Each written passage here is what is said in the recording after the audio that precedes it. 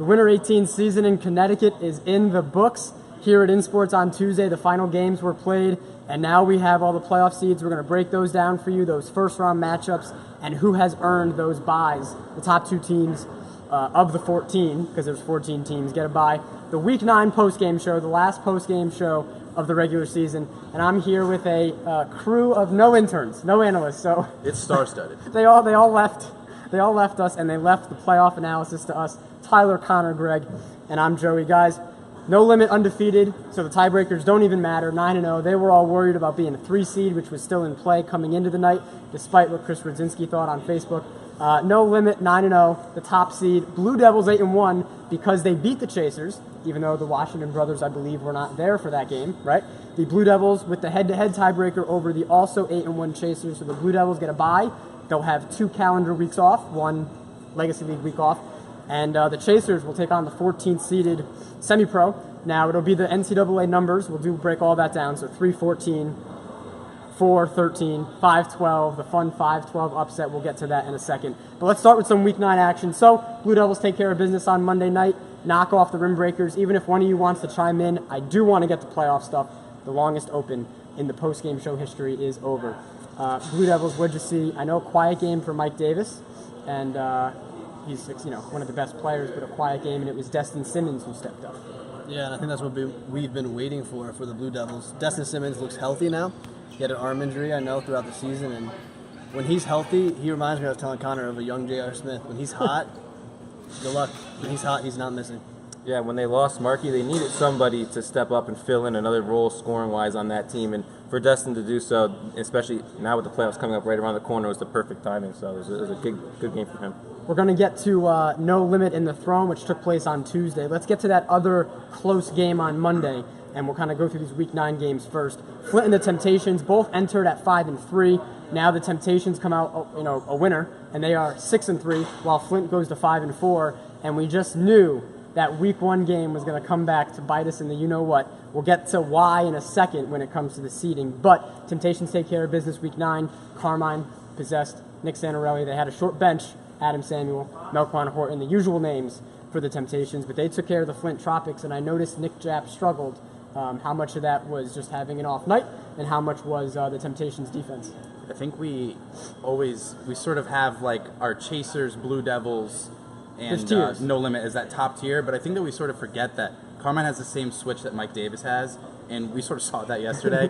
The game was a little chippy to start, and you could tell that as soon as Carmine was playing a little bit pissed off, it was like a switch was flipped. He was hitting everything. He was pulling up from the white lines, hitting every shot, and it looked like the Flint Tropics just really had no answer. Like you could put 2 guys on him, you could put a hand on his face. It doesn't really matter. He's going to hit ridiculous shots because that's sort of the player that he is. I think you mentioned Nick Santarelli. He also huge, I think, underrated piece for them defensively. Really high energy player. Always in your face, always right up in everyone's grill when playing on defense. And I think that they have pieces that they're like a tough team to put away, I think, when it comes to playoffs, for sure. Let's recap quickly, and then you can jump in. Blue Devils, 2 seed. Rim Breakers are the 6. They win the 6-7 tiebreaker. The Temptations were coming into Tuesday. They had the 5 seed locked up, and the Flint Tropics fall to 7, even though they are also 5-4. Anything about the Temptations quickly? Yeah, I mean, that game, when we were watching that game, we and Greg were on the other court, but we were peeking over, and we saw how they were fouling Carmine a lot, sending Carmine to the free throw line. We talked about how that strategy was really effective on Joe Bacciello, who was maybe not used to the 8.5-foot free throw, but Carmine, who's been a veteran in this league and an MVP at that, he can knock down those free throws in his sleep. So, when that strategy didn't work as well for Flint as they maybe had thought it would have, but that's just a testament to how good Carmine really is. Very used to, very, very accustomed to the free throws, which are tricky. Mm-hmm. They are. They're mind tricky. Shooter Shoot and Goon Squad. We had, from what I was hearing, Shooter Shoot was in the game, nearly able to pull the upset. No Matt Marconi. Don Migliaro steps up once again in Marconi's absence as Goon Squad wins. They are the 9 seed, 4-5, but they lost to the Monstars in the regular season, who are also 4-5. And Shooter Shoot comes in with 1 win on the season. The 13th seed, they will take on Team Moose, Shooter Shoot will. Goon Squad and Monstars get a rematch in the 8-9 matchup. But what did you see from Shooter Shoot and Goon Squad in Week 9? I think that it might not show up in the stat sheet maybe this week, but I think that one piece that was there this week for Goon Squad that really like highlighted their victory was, I think, Scott Korshard. I think Goon Squad at times can play sloppy and they're turnover prone, but Scotty's always got the ball on a string and he really settles them down on offense. Not only does he find good shots for his teammates, he also makes sure that they don't foul or turn the ball over in stupid possessions. So I think that for Goon Squad to have Scotty there to sort of calm things down, even without Marconi in that game, they sort of seemed a little bit more poised against, obviously that shoot team, maybe not one of the strongest teams in the league, but again, you have to put teams away, and I think that having a player there that can sort of slow things down and make sure that you're efficient with the basketball, that really helped them. Luke Riccio, is one, from what I heard, one of those guys had a game and was trying was doing all he could. That shooter shoots. He'll let it fly. He's not afraid. He fits the team name. Yeah, that's for sure. Speaking of Team Moose, the 4 seed, 6-3. They got their 6th win by beating Blood, Sweat, and Beers on Monday night, 77-50. Pretty easy. I know Cody DiLeonardo had a good game, but it was Team Moose, Kevin Blake, and company. So they are the 4 seed. BS&B comes in with 2 wins. As the 12 seed, they lost to the Throne in the regular season, who is also 2-7. So that's why the Throne is 11. BS&B is 12. But what did Team Moose do? I mean, it was more defense. I saw the shooting percentages, if I can talk today, and I know that Team Moose locked down Blood, Sweat, and Beers. I think it was 30-something% from the floor and 20-something% from 3. That's not going to win you many games. No, and I want to make a pitch for the Stuckey standout. I think Team Moose should be a Stuckey standout. The whole team. The whole team. They are 6-3. They're the 4 seed, correct? Yep, Moose, yep. If you came into the season saying that Team Moose is going to be the 4 seed, I bet you every single person here would have said maybe 5, 6. They're the 4 seed at 6-3. They are so impressive of a basketball team. The way they move the ball, the way you don't want to play them come playoffs. I don't care if you're No Limit. I don't care if you're the Blue Devils. I don't care if you're the Chasers. I don't care if you're Flint. Any team, Temptations, playing Moose is just not something you want to do because they make you play their game. You named them right off the bat. They are on No Limit's side. Think NCAA bracket were around that time. So the 1 and the 4 and the 5, that's the quarterfinal, and then the winners play in the semis, the 1 and the 4, if everything goes chalk. So that means Team Moose or Temptations are on the same side, and those are 2 teams we talked about that we sometimes forget when we talk about that top tier of teams. Getting to Tuesday, a very anticipated game, Monstars Chasers. Might have been the game of the week if we had one, if it wasn't playoff week. Monsters only had 4 guys. Pooch was here in a cast on his wrist, not a good sign when you're trying to win a game to improve your seeding. Chasers win 128-107. Chasers, again, stopped playing at times, and I mean, they kind of just offense versus offense in that game. Not much to talk about. Deontay Washington didn't even play. He was here talking crap to No Limit, in between the courts while his team was playing. But let's just, instead of even talking about that game, 4 guys for the Monstars. It's tough to beat a good team when that happens. Let's spin it this way. The Monstars, the 8-9.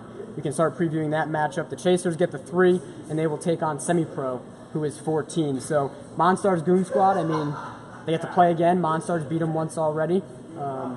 Now no Pooch. That's going to be a very interesting 8-9 matchup. Yeah, that's going to be an interesting one, especially now that the Monsters are dealing with the loss of Kintwan Miles. I definitely think they're on the same play level as Goon Squad, especially the way that Goon Squad's been turning around here at the end of the season. So that's going to be an interesting matchup, and I think Goon Squad might surprise a lot of people and compete, if not win, in that game. Yep, and we can get more into the matchups in a second. Let's keep it moving. No Limit and the Throne. No Limit wins 73-70. They were up 10 with about 2 minutes to go. Missed some free throws. The Throne hit some threes. But No Limit, I don't know if they were ever really threatened. It was a game. The Throne had a lead in the 3rd, played very well. No Terrell Vargas tonight. So No Limit locks up that 1 seed. As I mentioned, the Throne fall to 11, which means the Throne will take on Rim Breakers in the first game, the 6-11. Again, the seedings match March Madness. You guys were over there. Yes. What about No Limit and the Throne? I think the Throne definitely deserves some love after how they played. No Limit's still deep, so they played well. Yeah, the Throne deserve a bunch of credit. They played their best game of the season, without a doubt. Jason Hernandez was the leader for that team. J.R. Wright's really coming into his own. They're really a good team. But again, I think it just shows how important Terrell Vargas is for No Limit. I think if he was in that game, they maybe win by 12, 15. I just think that this year he's kind of taken a little step back and let others do some things. But without him out there, their half-court offense, it struggles a lot. Without him, it struggles a lot more, and I think that it just shows in that game how much Terrell Vargas means to No Limit. As far as the Throne, much respect. They're going into the playoffs with a much-needed boost of confidence. I don't mean to cut you off. I didn't get to watch the game. I was over on court 1. But if I were No Limit, I would have, some sense of an urgency. They looked at this game as a game that they absolutely should have won, and I think that it was a lot closer than they thought. And I think that this is a team that has built up this persona in their head that like we're always there, but we're like one step away. And like I really want to challenge them, to really like the mental aspect of this game. Like this was a must-win game, and it took everything to the last buzzer to win by 3.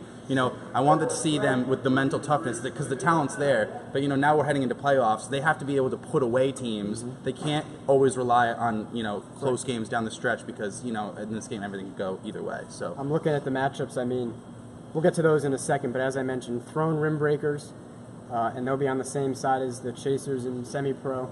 If I'm the Chasers, I'm actually happy to be the 3 seed. I think even if it's semi-pro, but that's still a tune-up. To have to sit for 2 weeks to wait for your game, even if you're going to get saddled with a low seed even after your bye, to have that tune-up if you're the Chasers, to just have another week to have your legs get fresh, get some looks.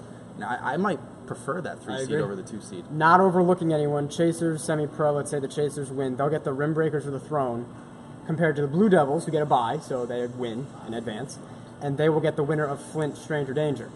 So it's like Flint or Rim Breakers, both, at this point, it doesn't really matter, right? But that's the difference, and that's just how things fell. Let's get to the last game. Stranger Danger, Semi-Pro, 79-65, Semi-Pro 0-9. Stranger Danger gets their 3rd win. The 3-6 team, they are the 10 seed. We can let these two talk about, not even. Gregory, the only non-Stranger Danger member up here. What'd you see from that game in Stranger Danger? Don't forget, Joey Zocco is how you say it. Go ahead. 3-point shooting. Joey Zocco was on fire from 3. So was Matt Zocco. Connor was doing a great job driving to the hole. I really saw him be more aggressive. And like I said in my interview, Tyler really commanded it down low. I thought he rebounded extremely well, and I think that's what this game really came down to. I thought that Stranger Danger just out-rebounded Semi-Pro, and in a way wanted it more. I just think that Stranger was hot from 3. They came in with the right game plan on how to attack Semi-Pro, and they just executed it to perfection. The rebounding edge is interesting with I think Semi-Pro having a size advantage. So that's very interesting that it did go that way. Enough about us. So, as I mentioned, let's go through some of these first-round matchups. So, No Limit and Blue Devils get a bye. The bracket should be out Wednesday, so by the time you're watching this, it should be out.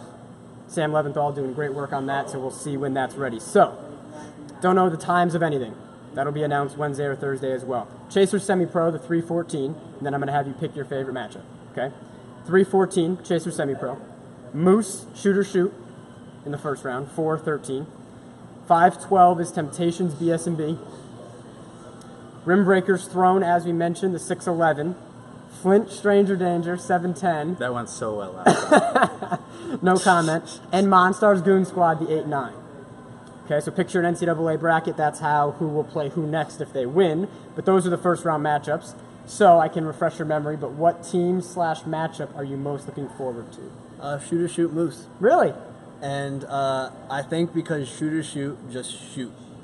Every team that plays Team Moose tries to play their own game and drive, kick out, and it just doesn't work. But Shooter Shoot has literally no game plan. They just shoot. And if they get hot against Team Moose... It's not a bad plan. It's a backhanded compliment. I mean, it is, but again, if Team Moose does not hit many threes. Right. If Shooter Shoot can get hot from 3, I mean, again, I'm always going at Team Moose. I'm their villain, but like I said, I'm really interested to see how Shooter Shoot comes out to that game because we saw last year STP versus the Monstars. Or we saw this year Shooter Shoot go against, I forget who, I think it was the Monstars again. Mm-hmm. They just kind of play with that, let's just shoot, and if we hit, we hit. And I'm interested to see that game, while I do think Moose will win. And another matchup I think you mentioned, you said the Rim Breakers and Throne, right? That's going to be a good one. I think they played last week, and the Throne lost, and they kind of looked lackluster out there on the court. I think it was the last game played of the week, so they showed up here late, and they looked sleepy. They looked tired. They didn't look like themselves. I think Jason Hernandez had an off game and even tweeted it later on in the week that he was dealing with an injury that game.